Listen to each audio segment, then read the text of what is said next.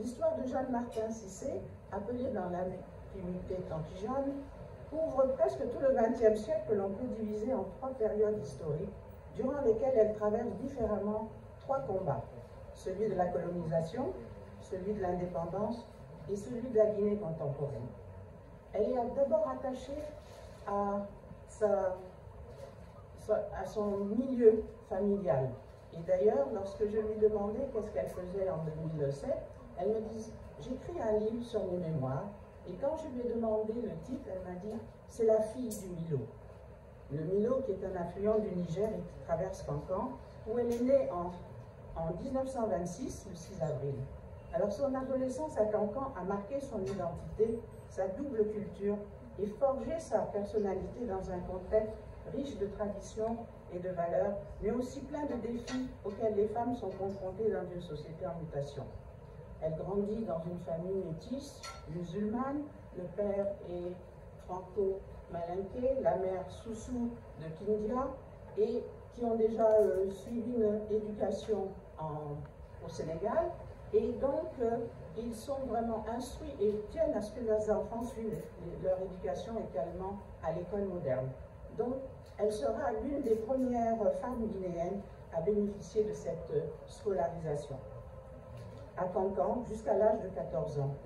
Ensuite, en 1940, elle réussit le concours d'entrée à l'école normale de Rufisque, où les meilleurs élèves d'Afrique occidentale française sont formés.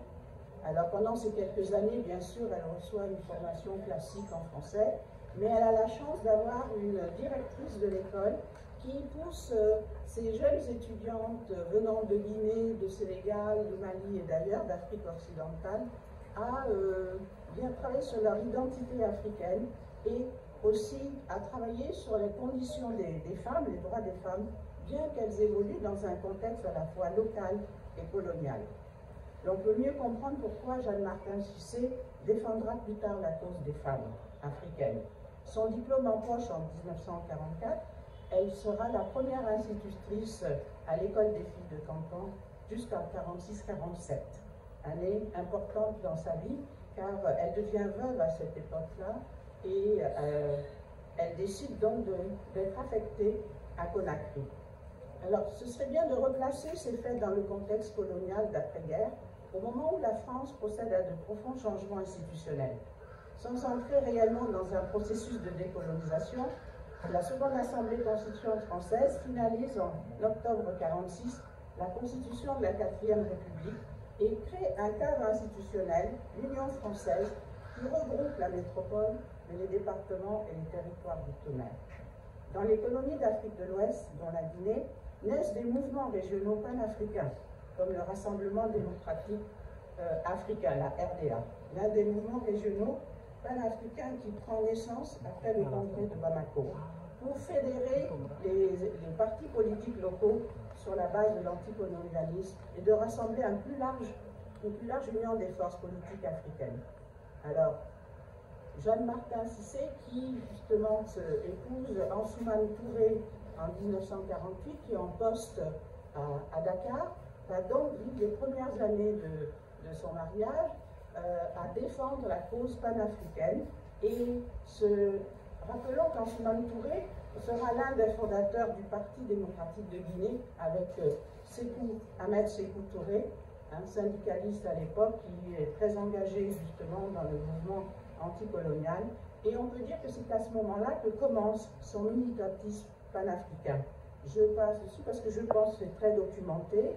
Elle va intervenir dans les fédérations internationales démocratiques des femmes. Elle sera directrice de l'Union des fédérations du Sénégal. Elle participe au congrès de Bamako et de l'Union des femmes de l'Ouest africain. Donc, pendant ces années, elle vraiment sera une grande militante de ce mouvement.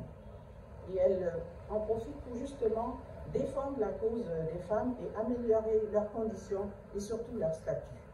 1958, date de l'indépendance, Jeanne Martin Cissé, comme beaucoup de Guinéens qui sont à l'extérieur, vont rentrer justement en Guinée pour s'impliquer dans la vie politique guinéenne. Et elle va devenir petit à petit, elle s'investit activement dans les mouvements sociaux notamment en faveur de l'émancipation de la jeunesse africaine, la JRDA, et l'éducation des filles. Sur le plan politique, elle se lance vraiment au sein du Parti démocratique de Guinée, dont elle va gravir les échelons petit à petit jusqu'à devenir députée du Parlement. Toutefois, à partir de 1970, le durcissement du régime de Sékou Touré, après les agressions, les complots, font que bon nombre de personnes, dont ses collègues de lutte, ainsi que son mari, sont emprisonnés et elle ne va jamais vraiment se prononcer sur ces événements, ni dans ses écrits, ni personnellement.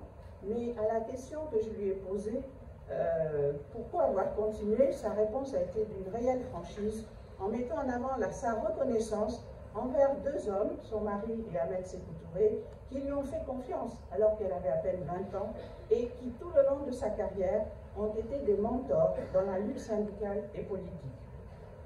Selon mon appréciation, je pense qu'après, en 1972, elle décide de se lancer dans la diplomatie. Et c'est là qu'on la connaît peut-être un peu mieux, car elle a été nommée représentante permanente de la Guinée auprès des Nations Unies, et elle devient la première femme de l'histoire à présider au Conseil de sécurité, instance où se prennent les grandes décisions portant sur la reconnaissance des mouvements de libération en Afrique, la lutte contre l'agrégation en Afrique du Sud, la solidarité des mouvements afro-américains, comme justement avec Myriam Makeba et Stokely Carmichael, qu'elle fera venir en Guinée à cette époque. Et ainsi continue son combat en 1974 jusqu'en 1976, où elle revient en Guinée pour occuper, non pas la première place cette fois-ci, mais le troisième poste de ministre de la condition féminine, après Lofo Camara et Adja Mafori Bangoura. Alors, durant cette période, pour l'amélioration des conditions de vie des femmes et des enfants, en mettant en place des politiques visant à promouvoir l'éducation, la santé des populations les plus vulnérables. En 1984, à la mort de Sékou Touré, elle sera donc incarcérée pendant 1 an à peu près, jusqu'en mai 1985, et à sa libération, elle se rend à Dakar chez sa famille et quelques années plus tard en Virginie. Mais elle a continué à étudier, à participer à des conférences aux États-Unis, en Europe, en Afrique. Elle a poursuivi même ses études de droit à l'université. Elle participait à des rencontres associatives et beaucoup de membres de sa famille venaient lui rendre visite. Mais ce qu'il faut dire aussi qu'en Guinée, elle était devenue un peu la sagesse un peu des grandes familles qui faisaient appel à elle pour négocier des conflits entre couples, entre familles, et elle est restée donc à Donka à partir des années 2010, dans sa famille, entourée de ses filles, petits-enfants, et tout au long de sa carrière, elle a reçu des prix, des distinctions pour ce travail en faveur des droits de femmes et de l'égalité. Elle est considérée comme une pionnière en Guinée, dans le domaine de l'enseignement, du panafricanisme, de la politique guinéenne, de la diplomatie internationale. Elle est source d'inspiration pour de nombreuses femmes en Guinée, et je crois qu'elle a réussi à transmettre un héritage à des jeunes filles que vous connaissez tous, le club des jeunes filles leaders de Guinée, qui reprennent le flambeau, et je me réjouis vraiment qu'elles puissent continuer à défendre le droit des femmes. Je pense à Adja Idrissa Ba et aussi à Bintou Konaté qui est parmi nous, et je vous souhaite une bonne continuation dans cette lutte.